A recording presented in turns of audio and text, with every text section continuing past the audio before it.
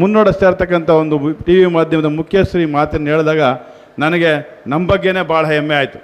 ಆದರೆ ಇತ್ತೀಚಿನ ದಿನಗಳಲ್ಲಿ ನಮ್ಮ ಗುರುಗಳು ತಪ್ಪು ತಿಳಿಬಾರ್ದು. ಹೆಜ್ಜೆ ಎಲ್ಲೆಲ್ಲೋ ದಾರಿ ತಪ್ತಾ ಇದೆ, ಹೆಜ್ಜೆ ದಾರಿ ತಪ್ಪಬಾರ್ದು.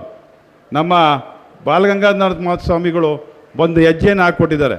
ಎಲ್ಲರನ್ನ ವಿಶ್ವಾಸಕ್ಕೆ ಪಡೆದು ಎಲ್ಲರೆಲ್ಲ ಭಾವೈಕ್ಯತೆಯಿಂದ ಕೊಂಡು ಬಡವನಿಗೂ ಮತ್ತು ಯಾವುದೇ ವ್ಯತ್ಯಾಸ ಶ್ರೀಮಂತರ ಮಧ್ಯೆ ವ್ಯತ್ಯಾಸ ಇಲ್ಲದ ರೀತಿ ಅವ್ರ ಹೆಜ್ಜೆನ ಹಾಕಿದ್ದಾರೆ. ಆ ಹೆಜ್ಜೆ ಅಳಿಸೋಗಬಾರ್ದು. ಈ ಮಠ ಬಡವರಿಗೆ ಯಾರು ನೊಂದೋನ್ ಬರ್ತಾನೆ, ಯಾರು ಹಸ್ತೋನ್ ಬರ್ತಾನೆ, ಯಾರು ಇಲ್ಲೋದನ್ನು ಬರ್ತಾನೆ, ಅವನ್ನ ಕೈ ಹಿಡಿದು ಮುನ್ನಡೆಸ್ತಕ್ಕಂಥದ್ದಕ್ಕೆ ಶಕ್ತಿ ತುಂಬೋಗಿದ್ದಾರೆ. ಇವತ್ತು ನಮ್ಮ ಚುಂಚನಗಿರಿ ಮಠ ಏನು ಸಾಮಾನ್ಯವಾಗಿ ಬೆಳೆದಿಲ್ಲ, ದೇಶ ವಿದೇಶಗಳೆಲ್ಲ ಬೆಳೆದಿದೆ. ನಿಮಗೆ ಅದರ ಶಕ್ತಿ ಇದೆ.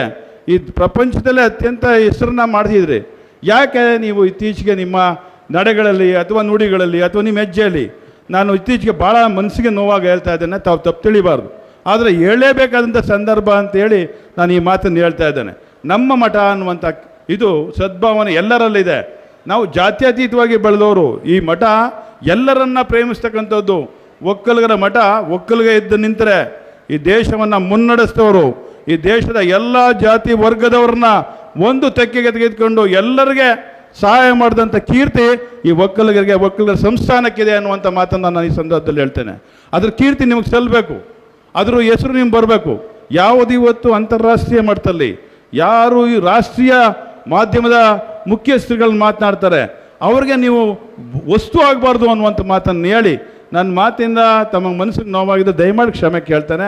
ಯಾಕೆಂದರೆ ಹೇಳಬೇಕಾದಂಥ ಸಂದರ್ಭ ಇದೆಲ್ಲ ನೀವೇ ಬಂದು ಹೇಳ್ಬೋದಾಗಿತ್ತು ಅಂತ ಒಂದು ಅನಿಸ್ಬೋದೇನೋ.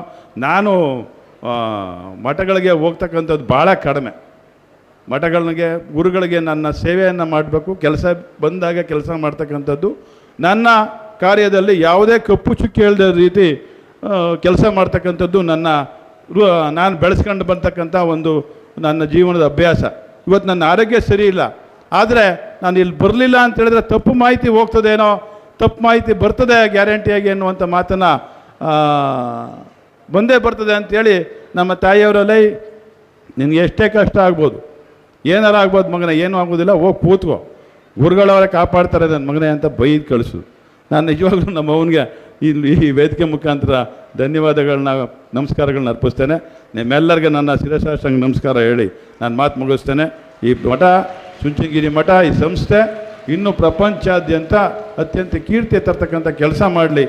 ಎಲ್ಲರನ್ನ ವಿಶ್ವಾಸಕ್ಕೆ ಪಡೆದು ಎಲ್ಲರನ್ನ ಒಂದು ಆಶೀರ್ವಾದ ಮಾಡೋದ್ರ ಮುಖಾಂತರ ಎಲ್ಲರ ಮಠವಾಗಿ ಹೊರಹೊಮ್ಮಲಿ ಅಂತೇಳಿ ನನ್ನ ಮಾತುಗಳಿಗೆ ಮುಗಿಸಿ ನಮಸ್ಕಾರ ಹೇಳಿ ಬಯಸ್ತೇನೆ. ಜೈ ಹಿಂದ್, ಜೈ ಕರ್ನಾಟಕ. ಮತ್ತು